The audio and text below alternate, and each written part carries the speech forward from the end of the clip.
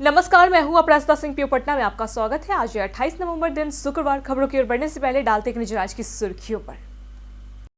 बिहार में मुफ्त IIT NEET coaching और छात्रवृत्ति योजना शुरू। पटना से सोनपुर में उभर रहा नया पटना, पटना का भविष्य चमक रहा। पटना के प्रमुख मार्गों पर अतिक्रमण हटाने की कार्रवाई।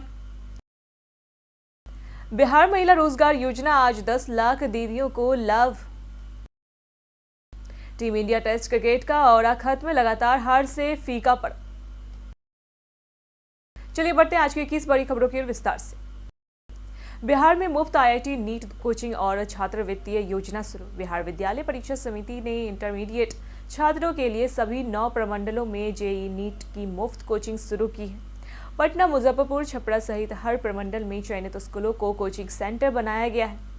छात्रों को देश के प्रतिष्ठित कोचिंग में पढ़ा चुके एक्सपर्ट शिक्षक, एसी क्लासरूम, डाउट क्लास और उच्च क्वालिटी की मुफ्त अध्ययन सामग्री मिलेगी। साथ ही 2 वर्षों में कुल 24,000 छात्रवृत्ति प्रदान की जाएगी। इच्छुक विद्यार्थी 30 नवंबर 2025 तक ऑनलाइन आवेदन कर सकते हैं। चयन लिखित परीक्षा और साक्षात्कार से होगा।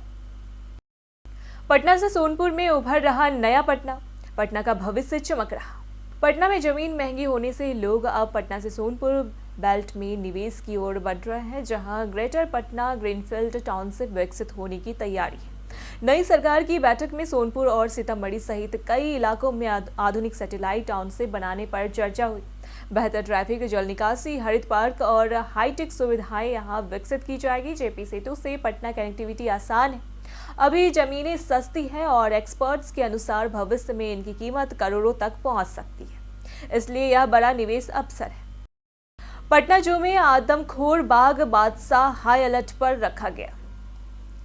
वाल्मीकि नगर टाइगर रिजर्व से पकड़ा गया आदमखोर बाघ बादशाह अब पटना जू में विशेष निगरानी में रखा गया। यह कई लोगों पर हमला कर चुका और अभी भी अत्यंत आक्रामक व्यवहार दिखा रहा है, इसलिए इसे नर्सरी क्षेत्र में आम लोगों से दूर रखा गया है। केवल चुनिंदा कर्मचारी ही इसके पास जा सकते हैं। एक्सपर्ट्स टीम लगातार इसके स्वभाव और स्वास्थ्य पर नजर रख रही है। स्वभाव में सुधार आने पर ही इसे जनता के सामने प्रदर्शित किया जाएगा।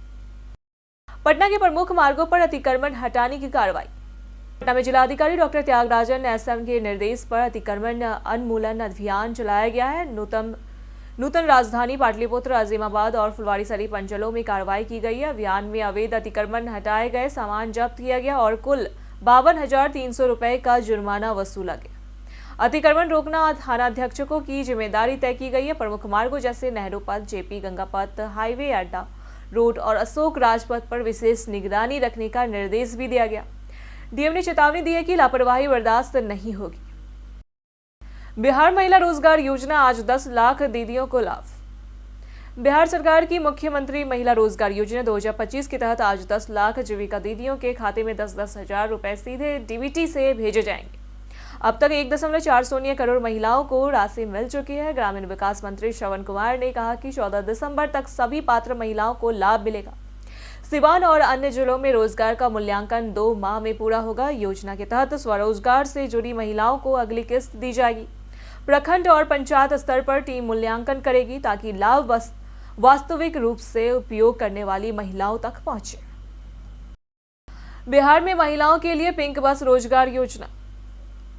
बिहार में जीविका दीदियां जल्द ही पिंक बसों में ड्राइवर और कंडक्टर के रूप में काम करेगी। परिवहन मंत्री श्रवण कुमार ने इसकी घोषणा की और बताया कि इसके लिए महिलाओं को विशेष प्रशिक्षण दिया जाएगा। इच्छुक एलएलबी ड्राइविंग लाइसेंस धारक महिलाएं 15 दिसंबर 2025 तक आवेदन कर सकती है। वर्तमान में 100 पिंक बसें चल रही है और इस योजना के तहत 200 महिलाओं को रोजगार मिलेगा। महिला सशक्तिकरण और आत्मनिर्भरता को बढ़ावा देने के लिए यह पहल की जा रही है। कैसे जंगल राज से बिहार बदला सुशासन की कहानी। 2005 में मुख्यमंत्री बनने के बाद नीतीश कुमार ने बिहार में कानून व्यवस्था सुधार कर अपराधियों को सजा दिलाई, पुलिस फोर्स और स्टेशन बढ़ाए, सड़क, बिजली और बुनियादी ढांचा विकसित किया, शिक्षा सुधार हेतु नए स्कूल और शिक्षक नियुक्त किए, साथ ही लड़कियों के लिए साइकिल योजना शुरू की। भ्रष्टाचार पर नियंत्रण और सामाजिक सुधारों से बिहार की आर्थिक और सामाजिक स्थिति में सुधार हुआ, जिससे राज्य विकास की राह पर अग्रसर हुआ और जंगल राज समाप्त हुआ। पटना जंक्शन गोलंबर सड़क मरम्मत जल्द। पटना जंक्शन के नए गोलंबर के पास सड़क खराब होने से यातायात बाधित और यात्रियों के लिए परेशानी बढ़ गई है। नाले के ढक्कन असम्मान होने और गड्ढों के कारण वाहन फिसलते हैं और जाम लग जाता है।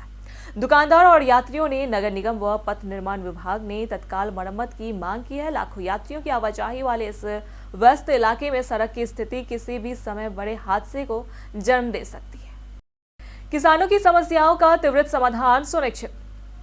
पटना के जिलाधिकारी डॉक्टर त्यागराजन ने किसानों की समस्याओं के त्वरित समाधान के लिए शिकायत निवारण सेल का गठन किया। इस सेल के माध्यम से किसानों की हर समस्या तुरंत हल की जाएगी। धान अधिप्राप्ति प्रक्रिया को तेज करने, समितियों को सक्रिय करने और भुगतान में देरी न होने का निर्देश दिया गया। जिलाधिकारी स्वयं फील्ड विजिट कर निरीक्षण करेंगे। हेल्पलाइन नंबर जारी किया जाएगा और नियमों के उल्लंघन पर सख्त कार्रवाई चेतावनी दी गई। बच्चों की गुणवत्ता शिक्षा और नियमित स्कूल जाने पर जोर। बिहार के सभी 72,000 सरकारी प्रारंभिक विद्यालयों में 29 नवंबर को अभिभावक शिक्षक संगोष्ठी आयोजित होगी। शिक्षा विभाग ने इसका आदेश जारी किया है। संगोष्ठी का विषय है, हर बच्चा होगा स्कूल का हिस्सा और निपुण बनेगा बिहार हमारा। इसमें अभिभावक को बच्चों की शिक्षा, स्वास्थ्य, पोषण और नियमित स्कूल जाने के महत्व की जानकारी दी जाएगी। सभी बच्चों को गुणवत्ता और समावेशी शिक्षा सुनिश्चित करने पर जोर रहेगा और अभिभावकों को प्रेरित किया जाएगा कि वे बच्चों को पढ़ाई में सहयोग करें। प्रखंड स्तर पर कैंप लगाकर राशन कार्ड बनाए जाएंगे। बिहार में राशन कार्ड से वंचित लोगों के लिए अच्छी खबर है। खाद्य एवं उपभोक्ता संरक्षण विभाग के प्रधान सचिव पंकज कुमार ने अधिकारियों को निर्देश दिए हैं कि कोई भी पात्र व्यक्ति राशन कार्ड से वंचित न रहे। प्रखंड स्तर पर कैंप लगाकर सभी वंचित लाभुकों का राशन कार्ड बनाया जाएगा। अधिकारियों को खाद्यान्न की गुणवत्ता सुनिश्चित करने और जन वितरण प्रणाली की दुकानों की रिक्तियां भरने का निर्देश भी दिया गया। यह पहल लाभुकों को समय पर अनाज उपलब्ध कराने और खाद्य सुरक्षा सुनिश्चित करने के लिए की गई है। राज्य के डीएलएड संस्थानों में सीटों का विवरण। बिहार बोर्ड ने डीएलएड संयुक्त प्रवेश परीक्षा 2025 का परिणाम घोषित किया, जिसमें 79.01% अभ्यर्थी सफल रहे। परीक्षा में 3,23,313 अभ्यर्थी शामिल हुए, जिनमें से 2,55,468 उत्तीर्ण हुए। सफल अभ्यर्थियों में अधिकांश बिहार के हैं। नामांकन प्रक्रिया 29 नवंबर से 5 दिसंबर तक ऑनलाइन रहेगी। राज्य में 306 डीएलएड संस्थानों में कुल 30,800 सीटें उपलब्ध है। सरकारी संस्थानों में पहले मेधा सूची और आरक्षण के आधार पर चयन होगा।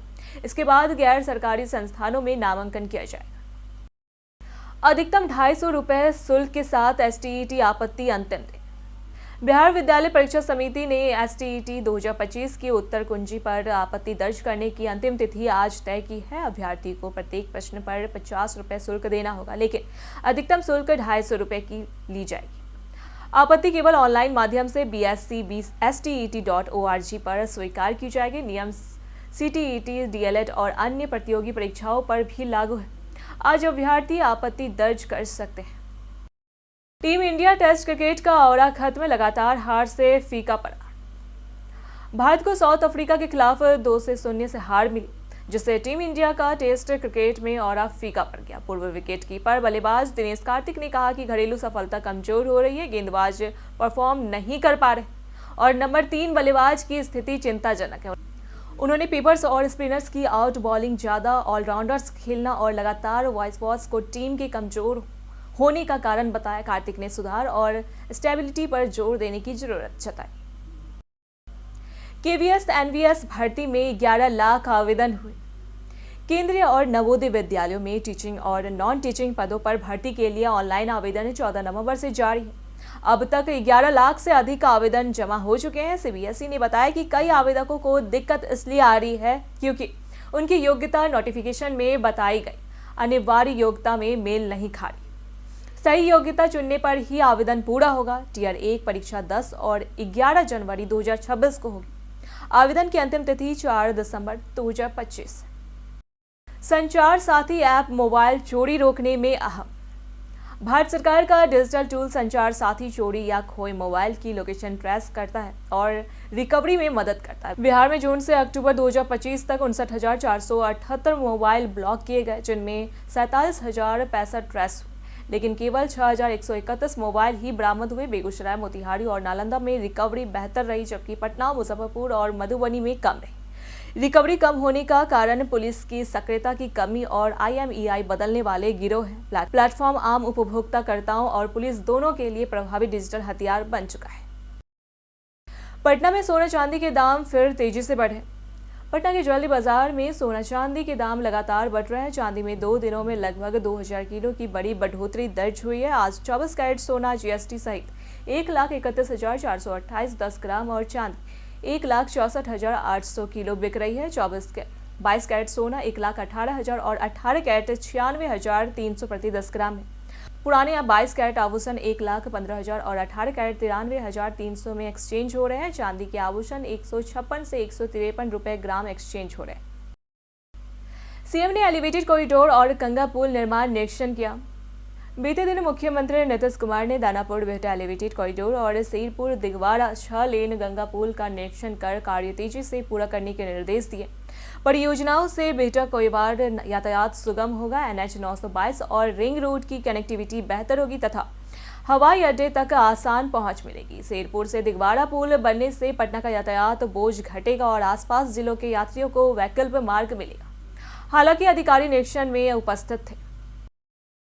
पटना में सर्द हवा और कोहरे के बीच ठंड का असर। पटना में पछुआ हवा और साफ आसमान के कारण ठंड बढ़ रही है। न्यूनतम तापमान 10.4 डिग्री सेल्सियस दर्ज हुआ, जबकि अधिकतम तापमान 26.3 डिग्री सेल्सियस रहेगा। सुबह कोहरा छाया रहेगा और दृश्यता कम हो सकती है। अगले 2 दिनों में तापमान में 1 से 2 डिग्री सेल्सियस और गिरावट की संभावना है, जिससे ठंड का असर बढ़ेगा। दिन में हल्की गर्मी बनी रहेगी, लेकिन रात में ठंड महसूस होगी। हवा की गति 30 किलोमीटर घंटा तक बनी रहने से ठंड और बढ़ सकती है। बिहार में अपराधियों पर सर्जिकल स्ट्राइक की तैयारी।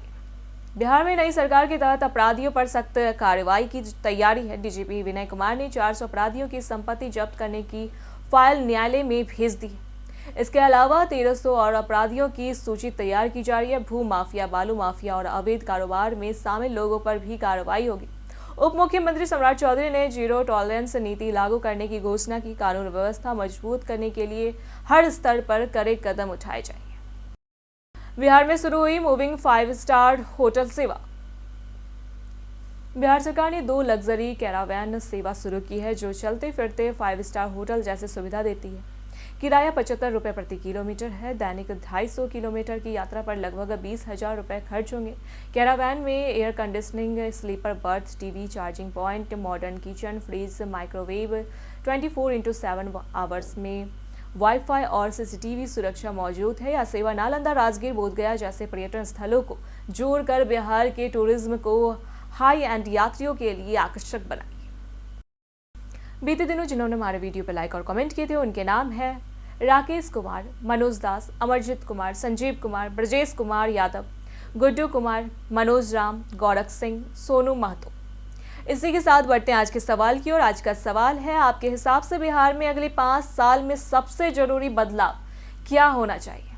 आप अपना जवाब हमें हमारे कमेंट सेक्शन में लिखकर जरूर बताएं। आज के लिए इतना ही। पटना की तमाम खबरों के साथ बने रहने के लिए देखते रहे प्योर पटना। और साथ ही अगर आप यूट्यूब चैनल पर देख रहे हैं तो चैनल को सब्सक्राइब करें। अगर आप फेसबुक पेज पर देख रहे हैं तो लाइक और फॉलो करें।